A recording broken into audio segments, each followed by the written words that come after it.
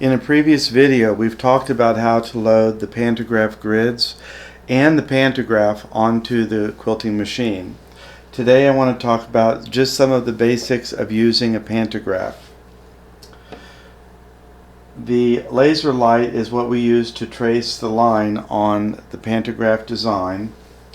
And just as when we're walking, we don't look down at where our feet are, what we want to do with the laser light, we do want to keep it on the line, but we want to try and look a little bit ahead of where the light is so that we can prepare ourselves to move the machine in the same position.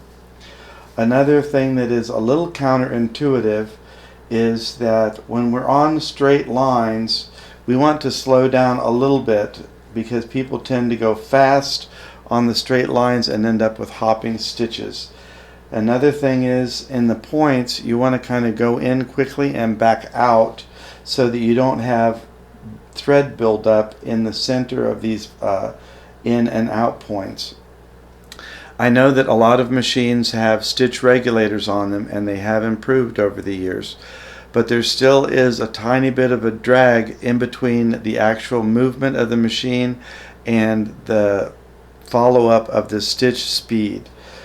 So, I do like to slow down on those straight up lines.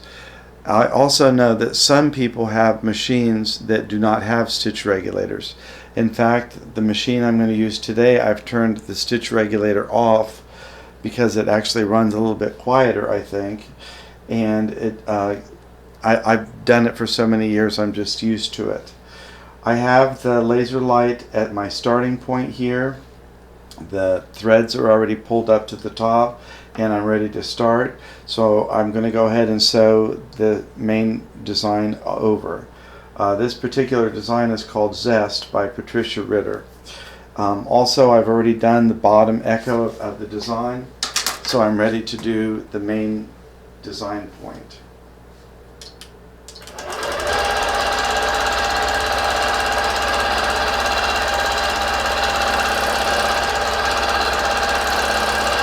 You don't have to get real caught up on staying exactly on that line. It's a reference guide.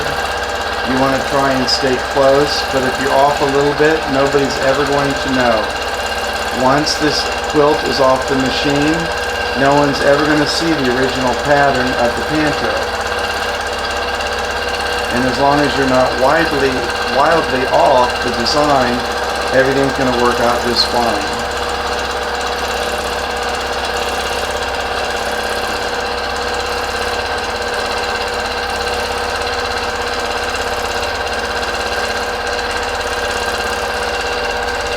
One of the things I love about using pantographs is that you can finish a quilt so quickly with a pantograph rather than trying to come up with designs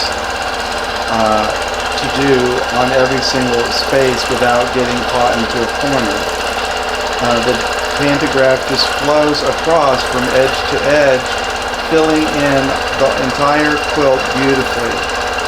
And you can see I've made some editing lines on where my stop point was, and I edited the design here a little bit just so I wouldn't go on and off the quilt. Now at this point, what I would do is roll the quilt up and get ready for the next row of quilting, and I'll show that in a separate video.